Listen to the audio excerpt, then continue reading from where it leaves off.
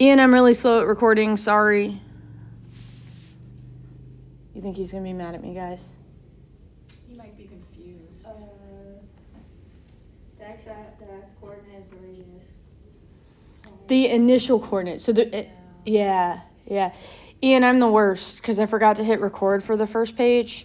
Right now, we're focusing on, this new kind of graph called a polar coordinate, where we do the radius first, followed by an angle of a point. So our typical XY points, we call a rectangular system, because to plot the point, you're essentially looking at a rectangle. Whereas polar coordinates, what we do is we say, where we describe where something is based on the radius of the circle, like what is its distance from the center, and then what is its angle. So for instance, this was the point 3 pi over 2. I'm going to do this in another color so you can see it. This 3 pi over 2. So the 3 tells me I'm on this circle with radius 3. But where on it? Well, I do that at where the angle is pi over 2. Okay? And so then likewise, we had 2 negative pi over 4 for B. Right? But we might look at this normally and think that's, oh, well, it is still fourth quadrant, but lucky. Or like point C is at 5 pi over 3, because it's on the radius is 4 to get to that point. And then pi over 3 is the angle. Sorry for the quickie, fast version of that. All right. So when you have a polar coordinate, here's our point. We can either define that point as r theta, the radius and the angle to get to it, or we could describe it as xy. And what can be really, really challenging is sometimes we're going to have to think of them in both, kind of thinking about a location in both, from both perspectives. So I want you guys to be able to, stuff. Everybody okay? All right, so for this one point, if I wanted to describe where it is, like if I'm describing it with x and y, to be able to find its polar coordinates, we would need to know, well, what is the angle? Well, so to find the angle, we could say, well, right now, tangent of theta is equal to y over x. So if I'm trying to find theta, we can do the tan inverse of y over x, okay? And then in the rectangular, they form that right triangle. So to find the radius, you would just do Pythagorean theorem. And if I'm going from polar coordinates to rectangular coordinates, I mean, essentially, I could look at, say, this angle right now and say that the sine of theta is equal to y over r. So if I want to know what just y is, I would just multiply both sides by r and I get r sine theta. And hopefully this should start feeling kind of familiar with physics. Is that maybe true? Where sine goes with y and cosine goes with x. Yeah. So here we go. Here's a set of polar coordinates. You know they're polar because I told you. So we know that r is equal to 2, theta equals pi. Can you guys tell me, can I calculate my x coordinate?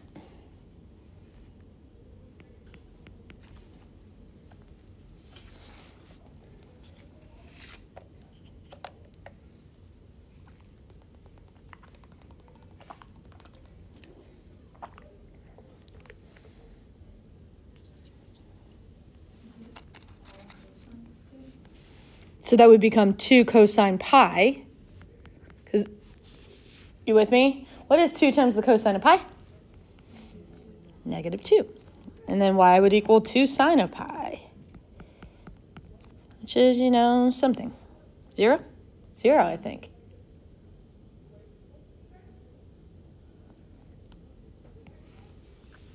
Cool? So my coordinate is the point negative 2, 0. You guys, if I graph negative 2, 0, are you guys with me that the angle to get there would be pi? And that the radius would be 2. Doesn't that feel okay? Cool. What about this one? I want you guys find X and Y for me.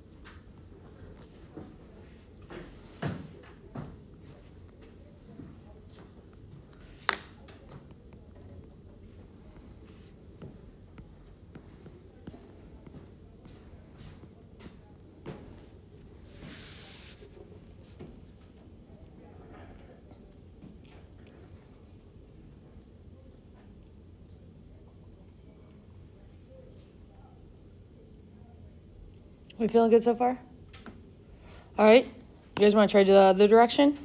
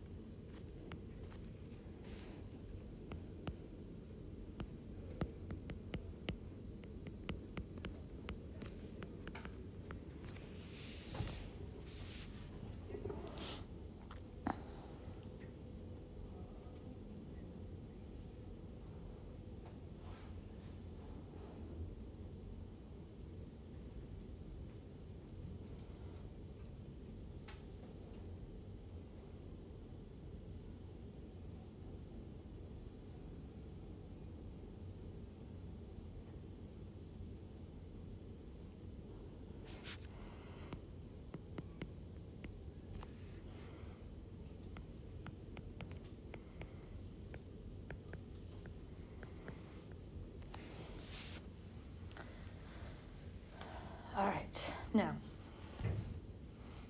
one of these is very straightforward. Which one? R or theta? I think R is very straightforward. Do you guys agree with me that R is straightforward? Theta is not. Are you guys with me? Why isn't theta as straightforward as we want to? You guys, how many angles have a tangent of -1?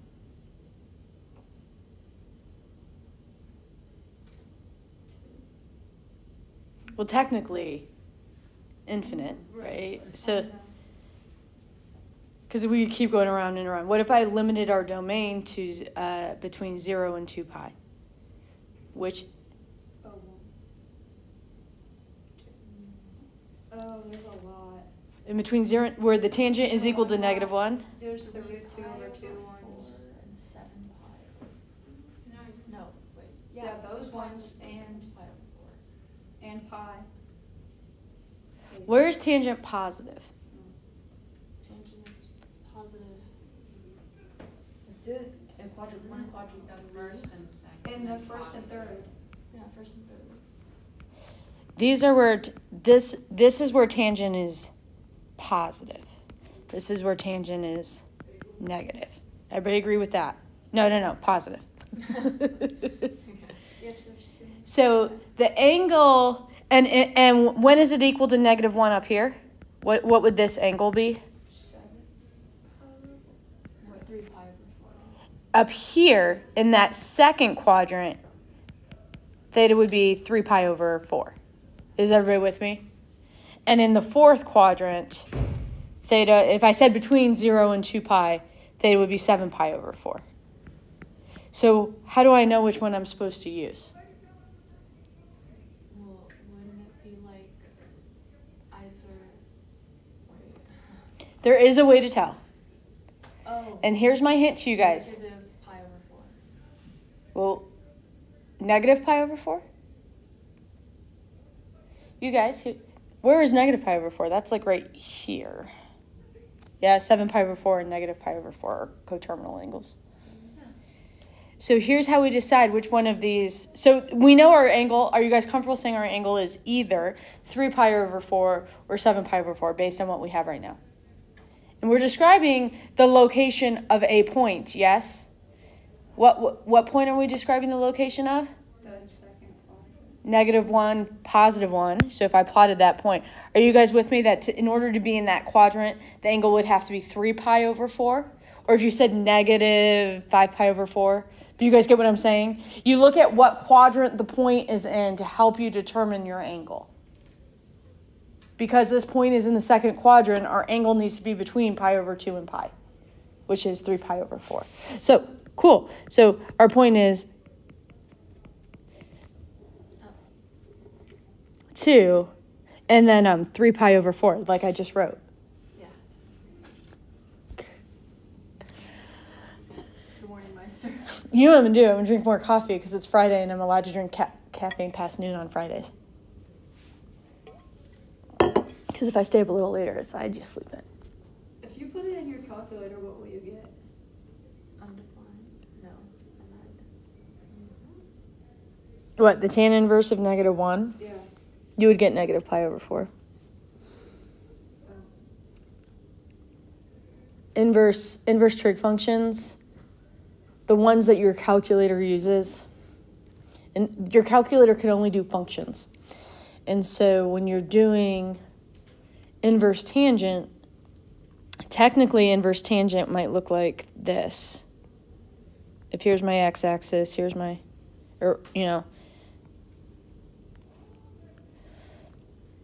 it's like not a function. Yeah. So this is where your calculator only deals with this branch. So you can the calculator can maybe help you see that it's one of the ones that's over 4, but it can't tell you which one to use. Did that answer your question the way you wanted? Did that answer what you were trying to get at? Is how I said. Everybody good so far? All right, what about this one? Let's see. We would have 0 squared plus 2 squared equals r squared. So y'all, what's r for that? Not trying to be challenging. It's just 2, yeah? And the tangent of theta has to equal 2 over 0.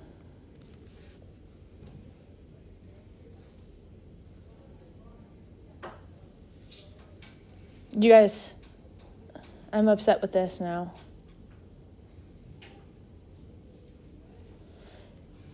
Guys, where is tangent undefined? Everywhere on the y-axis, yes? So that could either be pi over 2 or 3 pi over 2.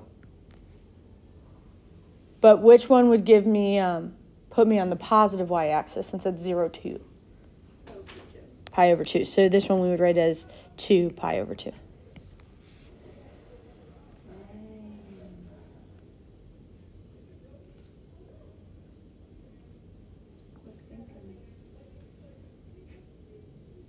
And thinking in terms of polar coordinates can actually start making one's vision of space, it's kind of cool. That's all I'm saying. That's kind of cool. It's all relative. Like, just thinking of that circle.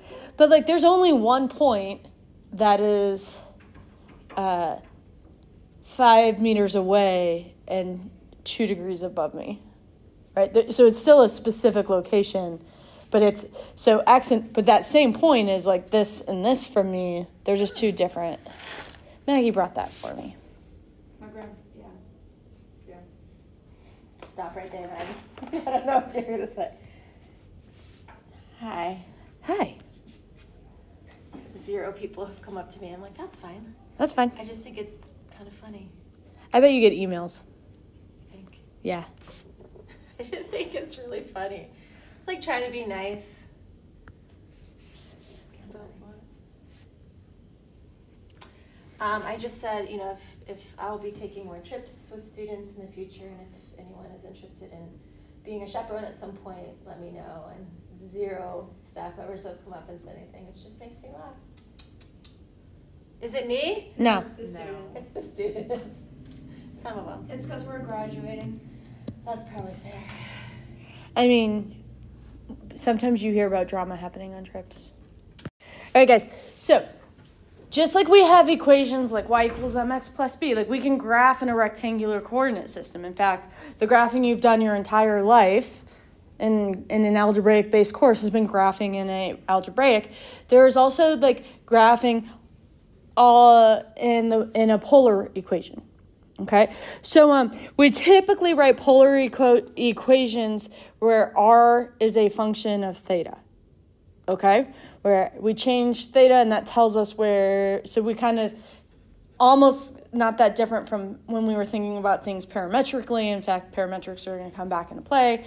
We kind of think of things as, okay, so I'm going to start at theta equals 0, and then I'm going to plug this theta into the equation and see how long my radius will be. So the radius changes for different angles, depending on the function. So like, could we graph y equals 2, even though there was no x in the equation y equals 2? We just graphed a horizontal line because those are all the points at which the y-coordinate was equal to 2. So if I asked you to graph r equals 2, I want you to graph all the points where the radius is equal to 2. We'll start thinking, what would that be? A circle with radius. Did you start? Yeah, Mrs. Smith made me. A circle with the radius of 2.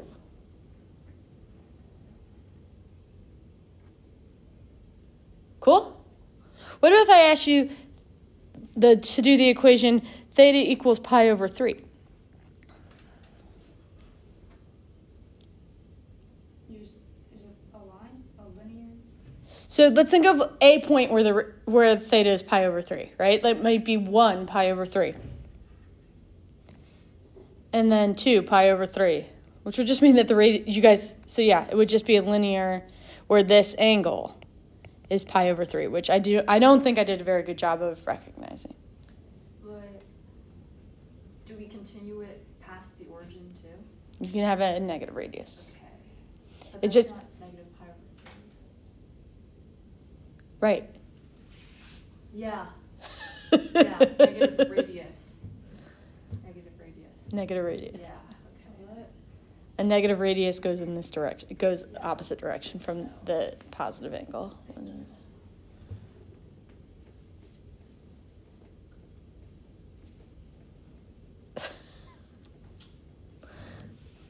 Why they just make it harder like that?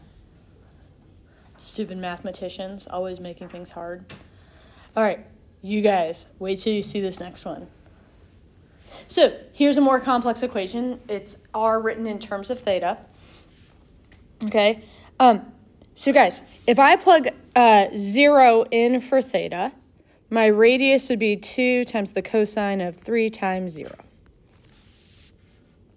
What does that equal?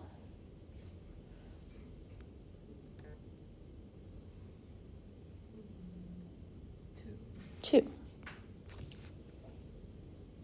Because cosine of 0 is 1. 2 times 1 is 1. Now, so can you guys plot the point to 0?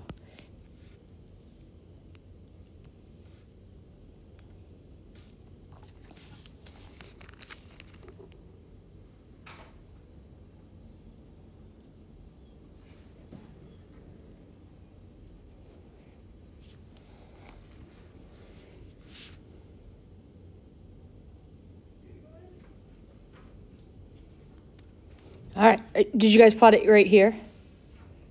That's 2, 0, where you don't go up at all and the radius is 2. All right.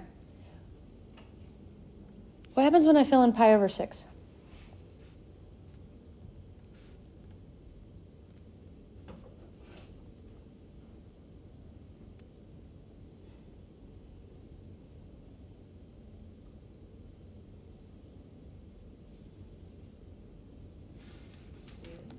Zero. So what would it mean to have a radius of 0? It's on the origin. But guys, I'm going to stop calling it the origin because guess what? In polar coordinates, we call that the pole. In rectangular, we call it the origin. Just different names for the same point. So it's curved. And it's curved. If we had picked values in between, you would see it. All right? What happens if I plug in pi over 3?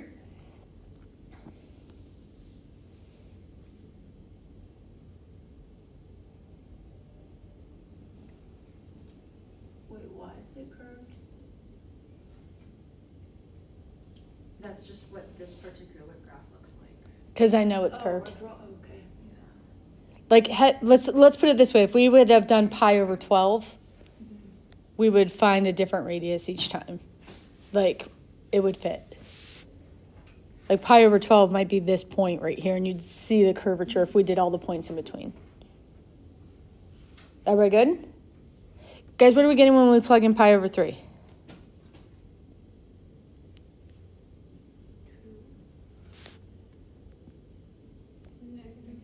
-2. So wait a minute. Yeah. At pi over 3, my radius is -2, which is going to go... Normally, pi over 3 would put me up here. Or, I'm sorry. Normally, pi over 3 is right here, but because my radius is negative, I'm going to go in the other direction. So that would put me roughly here.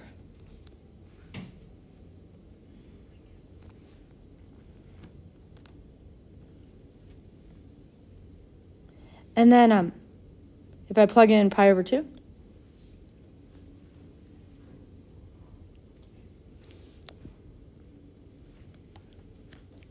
little 0, 0 action. Everybody getting 0?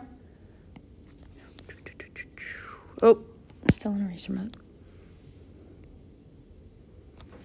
Oh, so pretty. If I plug in 2 pi over 3,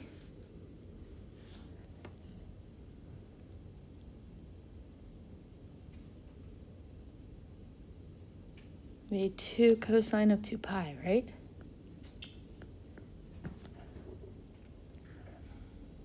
Right? So now my radius, so that's 2, yeah? So my radius is going to equal 2. My angle is 2 pi over 3, which is right about here.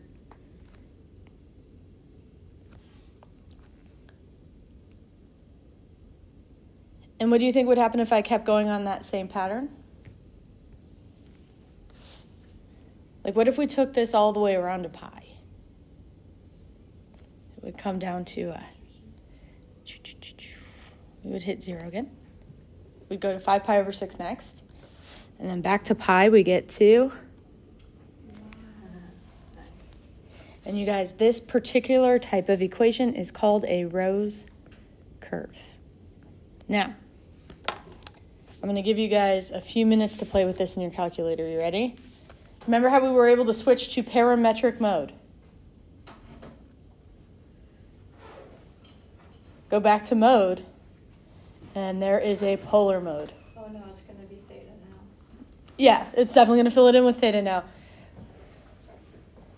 But there's some pretty cool graphs we can draw.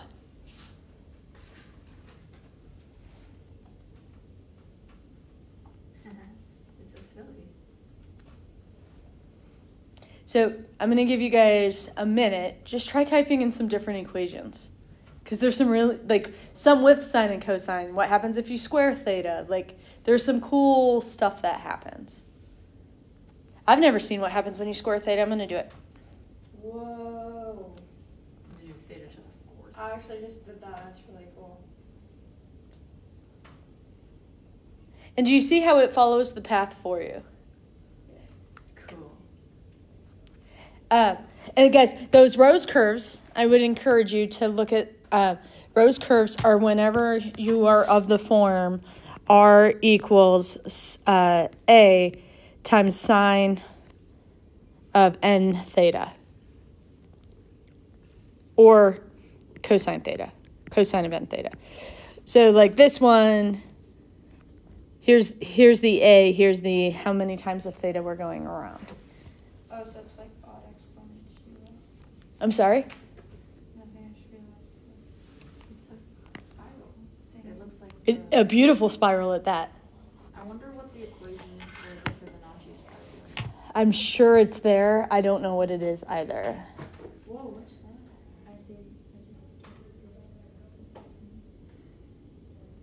This is the one I did. You're doing different values of that. I just changed The radius. Isn't that cool? yeah. I made a flower. Yeah, if you do a couple of the rose curves, you could start making, like, I'm thinking like this really gorgeous mandala, right? All right, can you guys, real quick, sketch the graph of these two? Just so I know that you know how to do it. I found it.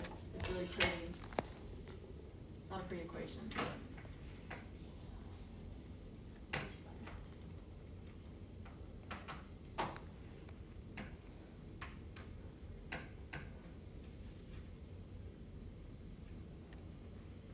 Ooh.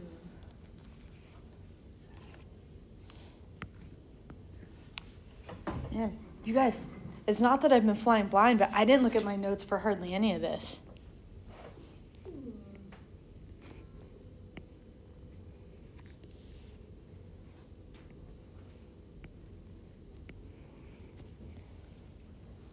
I don't like drawing graphs. Huh? Graphs I have to draw. My directions will always be sketch. If you can't draw flowers, you have a really hard time. Can you see mine? That's perfectly fine. Oh, that probably wouldn't be good enough. I would take a point off the test. I accept that point off. All right.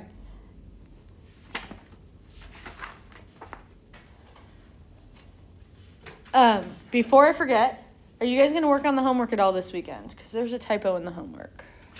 Maybe you should tell us anyways. Is it on 6? Of course, Montreal already knows. Because I'm already starting. Yeah. The y. It should be y equals t, the square root of t minus 1. Marsha just reworked the entire thing and made it work. You're just so sorry you know what they were doing. No, well, because I was confused at first. I was like, what does this mean? I can't and I'm take like, you well, it's like a probably tea. typo.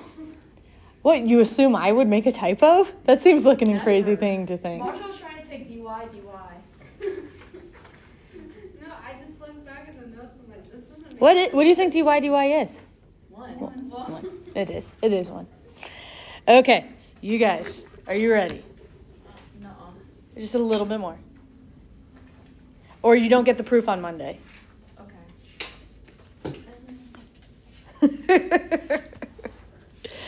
All right, so how can we find the slope of a tangent line? The linear equations are rectangular, yeah? So what we're going to do to find the slope of our tangent line is we're going to parameterize our polar equation. Cool? All right, so I'm going to draw that picture again of here's my point, right? Are you guys with me that the distance for, if this is x and this is y and this is r, if I wanted to figure out what just the x is equal to, I might start with saying the cosine of theta is equal to x over r. Okay? So our equation, like parametric we write as x equals, right? We define in terms of x. That would mean that x is equal to r cosine theta.